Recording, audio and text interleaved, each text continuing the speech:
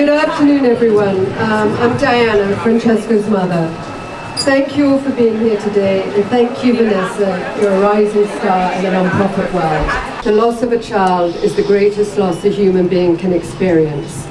It doesn't just change you, it demolishes you. The rest of your life is spent on another level. Sadly, I'm not the only one affected. His brother Jamie, his other mother, his best friend Giovanni, his first girlfriend Georgia, Joey, and several friends from Stony Brook Prep School have all been deeply impacted, as well as countless friends and family members. Many of Francesco's friends have had nervous breakdowns and been unable to even go on to college. My partner Jennifer and I started Francesco's Foundation to give meaning to my son's senseless death. Our mission is to prevent bullying, especially among vulnerable and marginalized communities, with a particular focus on LGBTQ kids.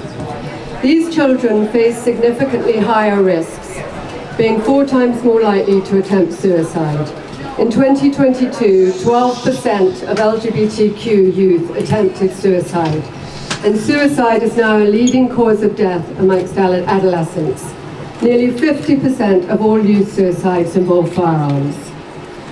We aim to mitigate these risks through a multifaceted approach. It is essential to focus on supportive measures such as improving mental health care, creating affirming environments, educating parents on the importance of safe firearm storage, and raising awareness about the dangers of online platforms that foster depression and self-harm.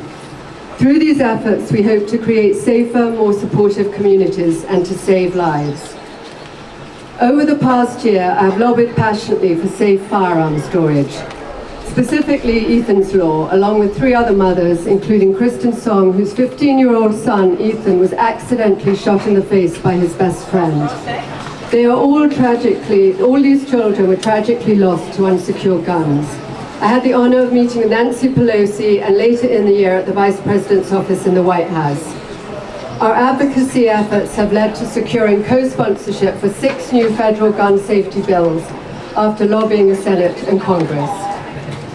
Due to challenges at the federal level, we have now shifted our focus to a state-by-state approach.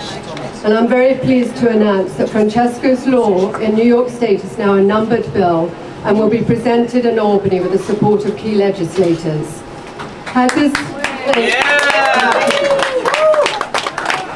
Had this law been in place in 2021, I have no doubt my son would be alive today. This law will save lives by criminalizing the act of leaving a gun unsecured with minors in the house. As many of you are aware, firearms are the leading cause of death of children in the United States.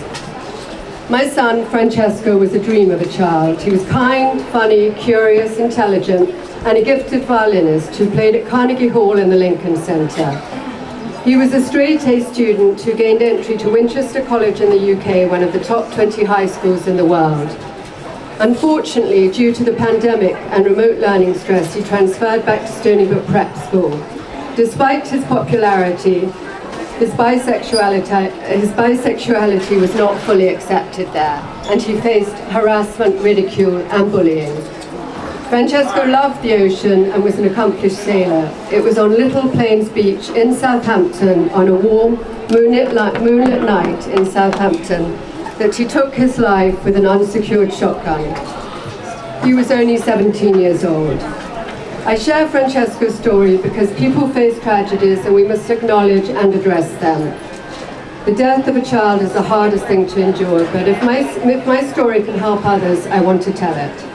Francesco was deeply loved and had no history of depression, anxiety, or substance abuse. A few weeks of unbearable bullying drove him to take his life. Like many teenagers, he hid his feelings and we were unaware of what is happening at school. Suicide is preventable. It's a permanent solution to a temporary problem. I'm committed to raising awareness and saving young lives through our work with the Yes Institute and advocating for safe storage laws and internet reform. I thank Vanessa Gordon for organizing this event. Thank you, Vanessa. Thank you, Vanessa. And Assemblywoman Rebecca C. Wright, who's supporting our bill wherever she is.